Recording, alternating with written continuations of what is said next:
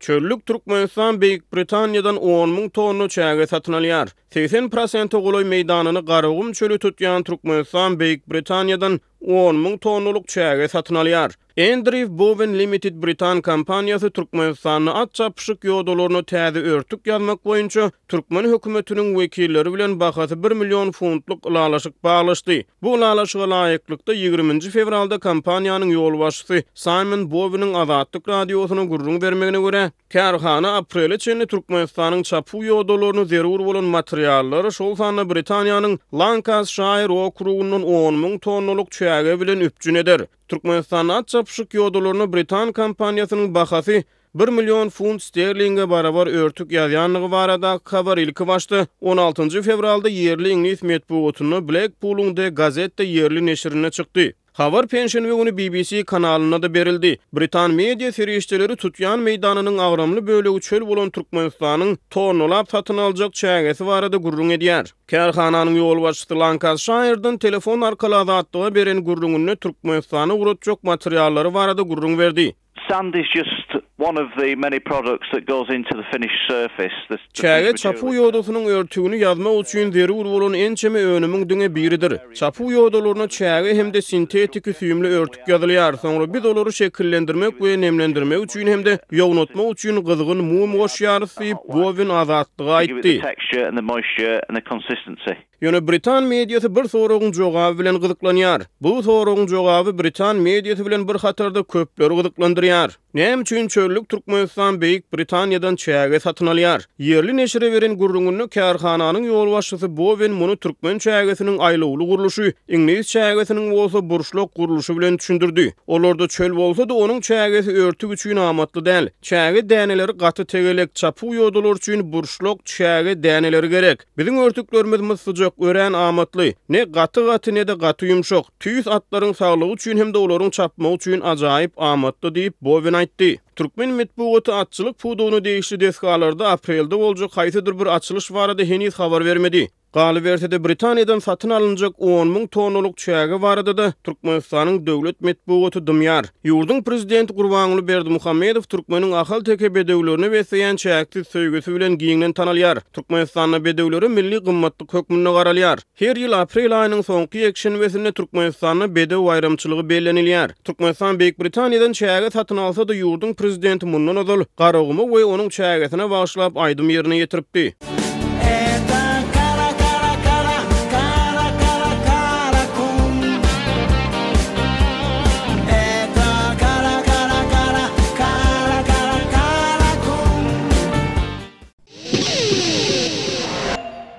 Liwap vilayetinde Hytaýdan Türkmenistana baran türkmen raýatlarynyň 470 sanysy karantin astynda saklanýar diýip Azatlyk radiosynyň habarçysy bu regiondan habar berýär. İçeridäki ýagdaýlardan habarly Liwaply bir raýatyň gizlinlik şertinde habarçymyza gurrun bermegine görä, vilayetin ýokunç keseller hastahanasynda aglabasy aýal gyzlardan ibaret 240 adam karantin astynda saklanýar. Başga 230 sany oglan harby çadyrda galýar. Harby çadyrlardakylar telewizor hem görüp bilýärler. Ýöne olara mobil telefondan peýdalanmaga ruhsat berilmeýär diýip raýat habarçymyza gurrun berdi. Liwaply ýaşaýjy ilk wagda Hytaýdan gelen raýatlaryň 14 gün karantinda saklanjakdygy barada aýdylandygyny, ýöne soňra onuň 24 güne çykarlandygyny hem bellidi. Käbir raýatlaryň 14 günlük karantin möhleti 18 fevralda dolýardy. Ýöne soň 24 gün etdiler. Indi olaryň 29 fevralda goý berilmegine garaşylýar. 3-nji uçarda gelenleriň 4 martda goý beriljekdigi aýdylýar diýip habarçy raýatyň sözlerini getirdi. Şeýledol häzirki wagt Hytaýdaky türkmen raýatlarynyň käbiriniň Türkmenistanda 24 gün karantinda saklanjakdyklary sebäpli ýurda dolanmaga çekinýändigini hem bellidi. Azatlyk radiosyna bu aýdylanlar barada Liwap vilayet häkimliginden we saglygy goraýyş bölüminden kommentari almak başartmady.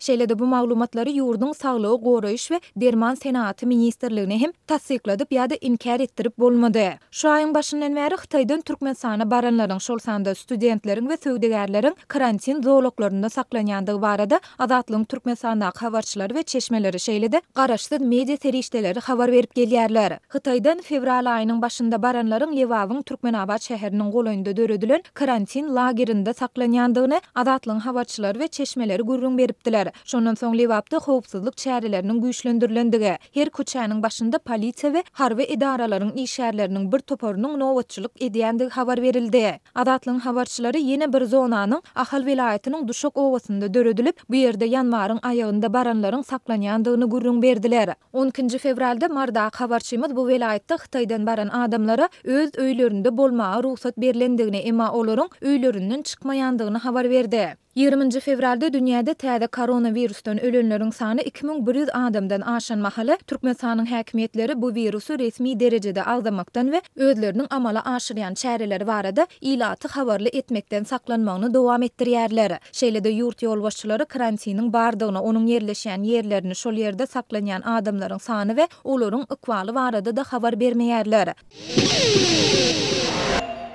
Azatlyk radiosynyň Türkmenistandaky habarçylary daşary ýurt pasportlaryny almakda döreýän kynçylyklar barada habar bermegini dowam etdirýärler.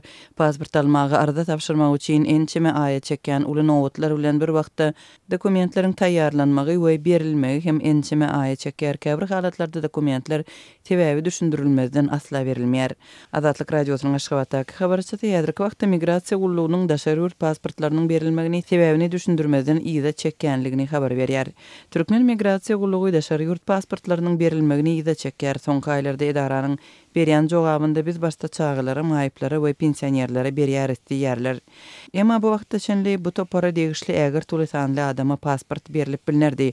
Emma henüýde çenli pasportlar berilmeýär diýip Azatlygyň habarçysy pasport alyp bilmän ençeme aýlap garaşýan adamlaryň birnäçesine talgylanyp Aşgabatdan habar berýär.